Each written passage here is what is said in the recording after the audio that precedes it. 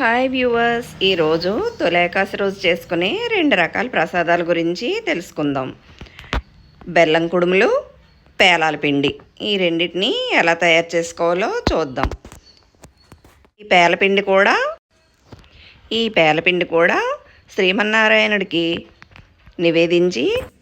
Hi viewers, ఈరోజు తొలేకాశి కోసం పేలపిండి ఎలా తయారు చేసుకోవాలో చూద్దాం. దీంతో లడ్డు కూడా చేసుకోవచ్చు, అది ఎలాగో చూద్దాం. ఇప్పుడు ఇది కంప్లీట్ అయిన తర్వాత బెల్లం కుడుములు చూద్దాం. ఒక కప్పుడు జొన్న పేలాలు, ఒక కప్పుడు వరి పేలాలు, ఒక కప్పు బెల్లం, యాలకులు,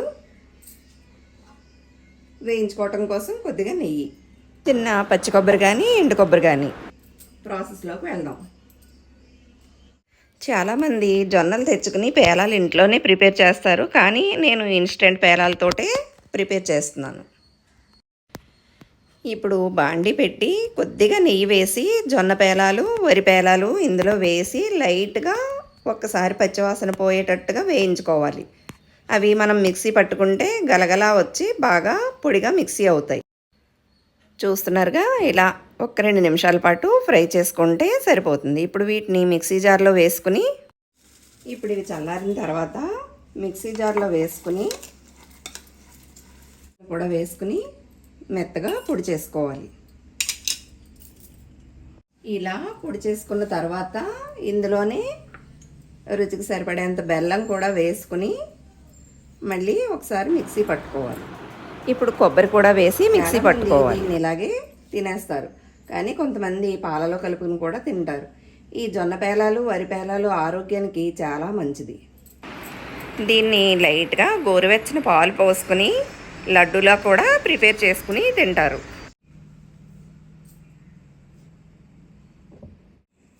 ఇప్పుడు బెల్లం కుడుములు ఎలా ప్రిపేర్ చేసుకోవాలో చూద్దాం. ముందుగా దానికి కావలసిన పదార్థాలు ఏమిటో చూద్దాం. కుడుముల కోసం 1 కప్పు వరిపిండి, 1 కప్పు బెల్లం, కొద్దిగా నెయ్యి, యాలకులు, ఒక 2 స్పూన్ల శనగపప్పు, 2 స్పూన్ల పెసరపప్పు 1 గంట ముందు నానబెట్టుకుని ఉంచుకోవాలి. 1 చెక్క కొబ్బరి చెక్క కూర తీసుకుని ఉంచుకోవాలి. ఇప్పుడు స్టవ్ మీద బాండి పెట్టి 1 కప్పు వరిపిండికి 3 కప్పులు నీళ్లు పోసుకుని అందులోనే శనగపప్పు, పెసరపప్పు వేసుకుని 2 పొంగులు వచ్చే వరకు ఉడికించుకోవాలి. ఇందులో పైన తెల్లగా తిట్లా వచ్చిందాన్ని తీసివేయాలి.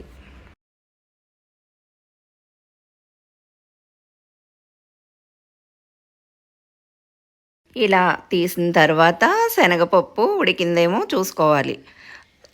చిన్న పలుకుగా ఉడికితేనే శనగపప్పు ఇందులో పంటికి తగులుతూ టేస్ట్గా ఉంటుంది. శనగపప్పు ఉడికిపోయింది. ఇప్పుడు బెల్లాన్ని కూడా వేసుకుని బెల్లం కరిగేంత వరకు కలుపుకుని, బెల్లం కరిగిన తర్వాత కొద్దిగా నెయ్యి వేసుకుని,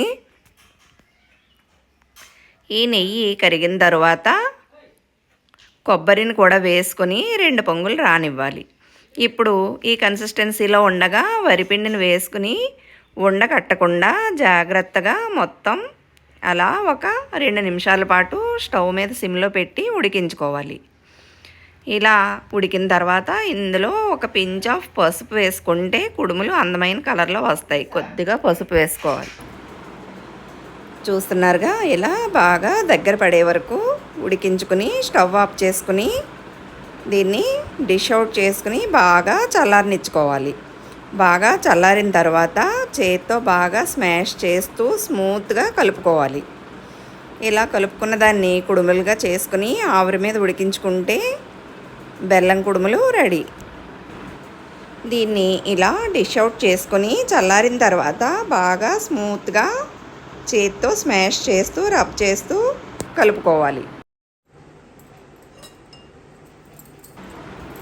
ఇప్పుడు స్మూత్గా కలుపుకున్న ఈ పిండిని ఇలా చేత్తో కుడుముల్లాగా ఒత్తుకోవాలి. ఇష్టమైన వాళ్ళు రౌండ్గా కూడా చేసుకోవచ్చు.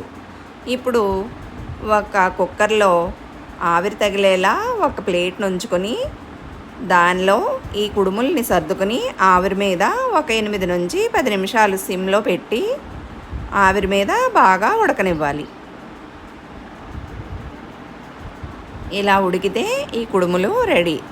ఇవి 2 రోజులు నిలవ కూడా ఉంటాయి. పెసరపప్పు వేయకుండా ఉంటే 2 రోజులు నిలవ కూడా ఉంటాయి. ఇష్టం లేని వాళ్ళు స్కిప్ చేయొచ్చు.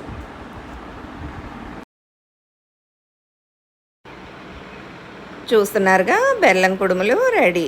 ఈ కుడుములు ఏకాదశి రోజున తింటే తొలి ఏకాదశి రోజుని కుబేర్లు అవుతారని ప్రతీతి.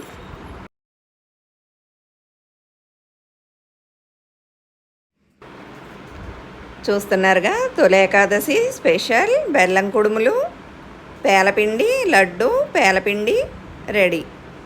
దీన్ని అందరూ తయారు చేసుకుని కుబేర్లు అవ్వాలని ఆశిస్తూ బాయ్.